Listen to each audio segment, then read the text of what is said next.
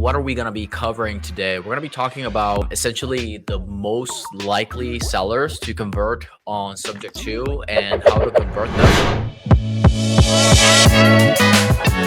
Talk about the key factors of subject to contract, right? What are the key factors that go into that, and then how to profitably exit subject to contract? Okay, so kind of get started here. Let me know in the comments if you want access to our subject to creative financing agreement that we use in our business. Essentially spells out the terms on a creative finance type of strategy. By no means an expert on this. I do not claim to be a creative finance guru, but I've done my fair share of creative finance deals, and just thought I'd change it up a bit and kind of maybe help those that may not understand creative finance and what subject to acquisition is, or subject to the existing mortgage. So the first thing is that the deed of the property, the actual title of the property, right? If it has a mortgage in it or has a mortgage attached to it, typically it's a deed of trust and a lien associated with that. And not giving legal advice, right? But essentially the deed is something separate than the debt that's attached to the deed. Okay, I'm going to repeat that again. The debt, the deed of trust that's attached to the property, is separate from the actual deed of the home. With that said, who are the most likely sellers to convert on, subject to existing mortgage? Well, what we found in practice is that these are sellers that maybe they are in arrears. The home hasn't been completely kept up. The burden of carrying the payments, the ongoing costs related to the property is really pressing them tightly. And so, for a subject to mortgage sale to happen, what we've seen is they have to be ultra motivated, right? Because otherwise they would probably would like to have that mortgage out of their name, but they probably have an expired listing.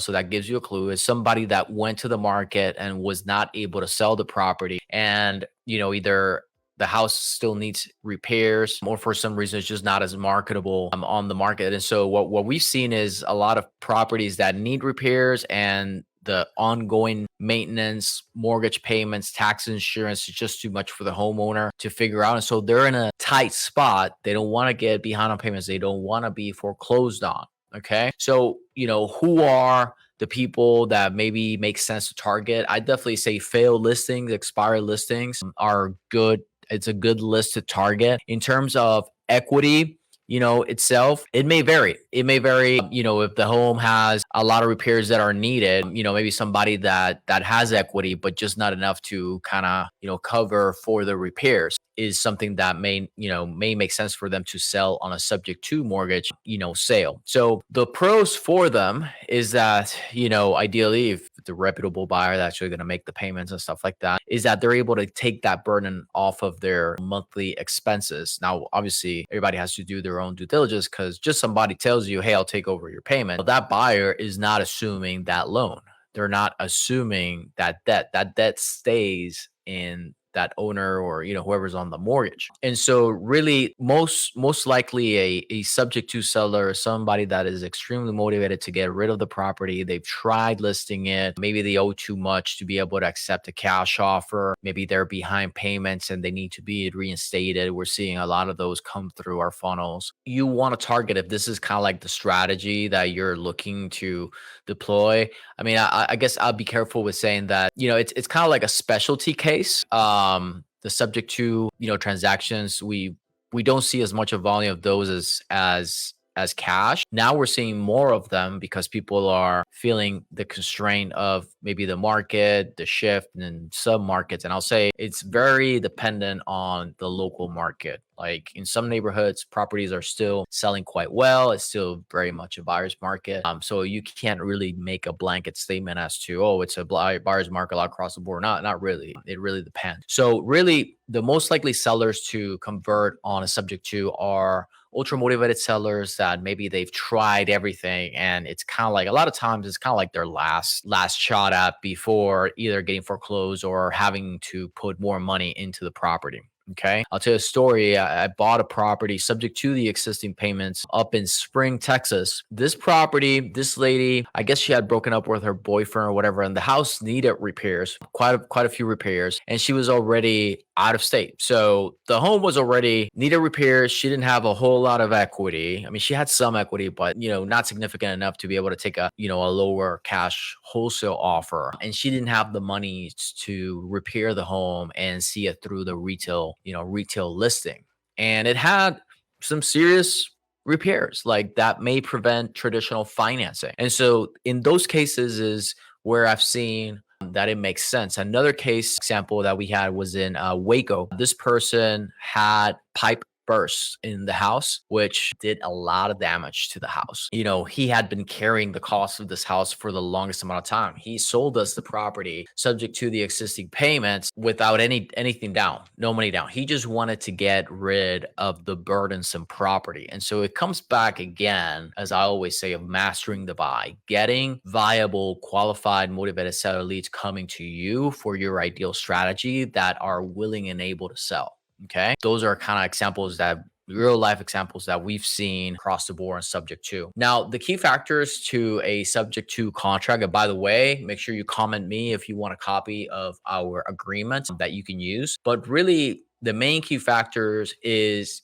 taking into account a lot of things, right? So is the underlying mortgage, does it have a balloon? How long is it? Essentially, are there any commitments on that underlying mortgage that you need to be aware about that have, a certain timeline, right? That you like, maybe like a balloon or stuff like that, right? Ideally, you only want to take subject to the existing mortgage long-term type of mortgages that are there for a longer time that don't have a balloon because you don't want to trigger due on sale clause. You don't want to trigger foreclosure because you have to pay it off. Okay. So just be aware with variable interest rate type of mortgages or anything that has a balloon or a time frame to it. The other piece is what you want to look at. This is something I learned from Mitch Steven, one of my mentors. When you are evaluating a subject to mortgage acquisition, you want to see what the ongoing rents are, right? And you got to add up your principal, your interest, your taxes, your insurance, if there's an HOA, any HOA fees, and essentially, vacancy, rates, make ready repairs. And you want to make sure that whatever that is, is the cost of actually holding the property, maintaining the property, obviously is less than market rent rate. Why? Because sure, can you do stuff like, like sober house living or like Airbnbs and stuff like that? You can, but at the end of the day, you want to make sure that you have a clear exit strategy. So really the key thing is the terms of the mortgage, like the terms of the underlying mortgage. What are those? What are you committing to, right? Because you don't want to fail the seller that is trusting you that you'll be able to make the payments and then, get foreclosed on. It's going to be a lose-lose situation. We're trying to look for win-win-win situations, right? So what are the actual terms of the underlying mortgage in there? So that's principal, interest, taxes, insurance, HOA, and the actual terms of the note of that mortgage and what that looks like. Okay. And you want to compare that to, obviously, how are you going to make money? Like one of the biggest mistakes that I see for investors is they are not able to articulate, how can I make the money? Where's the money at? Whether it's a flip, whether it's a rental, whether it's Airbnb, like you have to be able to articulate, where is the profit? Is that gross profit? Is that net profit? Are you accounting for issues that come up, right? So those are the key factors on a subject to contract. Obviously, we're not going to be able to do a full masterclass here, but you got to get clear into like, okay, are you going to put a down payment? Is there a reinstatement of the loan? Is there like, back payments that have to be done? And one key difference also is a lot of times you may ask a seller, hey, how much do you owe on your property? And they may think, I owe 100,000. That's the principal. That's not necessarily the payoff, right? And the reason I bring that is because when you're having these conversations and you're needing to reinstate the loan, you got to be clear in those factors. Okay. And then lastly is how to profitably exit a subject to contract. We've assigned subject to contracts. You can assign them just fine. That's one way to go about it. So yeah, you can definitely assign subject to contracts. You can also wrap the existing mortgage. And really what we like to do, the way we like to structure it is that the owner finances us the property for their peace of mind so that they can actually foreclose on the property if we're going to essentially assign it. I'll repeat that again. The seller owner finances us for the exact amount as the subject to for the exact amount, but it's an owner finance instead of just subject to. So they have the authority to foreclose before they get foreclosed on if we're going to sign it. That's a little bit of a trick of a hack there. Okay. So when you're looking to exit a subject to contract profitably, you need to have a clear exit strategy. It's no different. I mean, if you were to flip, fix and flip a house and you're going to get a private money lender or hard money lender, in this case, you just have an existing mortgage that you are committing to making those payments for. And obviously, if you don't, then your seller, that mortgage still in your seller's name. Okay. So you want to be able to account for, okay, this is my exit strategy. Am I going to fix and flip it? Instead of having this other type of financing, whether it's private money, maybe you raise some private capital, or you have a hard money loan, it doesn't really matter. You just account for that type of mortgage structure that you have there, those payments, and you account for, hey, a profitable flip strategy. Then the next piece is maybe you're looking to hold it for a long term, which ideally that's what you're thinking about when you're doing these subject twos is, ideally you'll be able to hold it for a long term, and the longer the better, because maybe you're going to rent it for 10 years. And then once the tenants move out, or whenever they move out, instead of doing like a make ready, maybe you can sell it on an owner finance wraparound mortgage. And, maybe you're paying like 4 or 5% in your deal, but then you're selling it at 8, 9, 10. Now, obviously you got to check your own local rules and laws around mortgages and all that jazz. All right. Again, don't be I guess I'll say intimidated by the whole thing. Get educated would be my main message. Get educated as to these are just different ways to acquire property.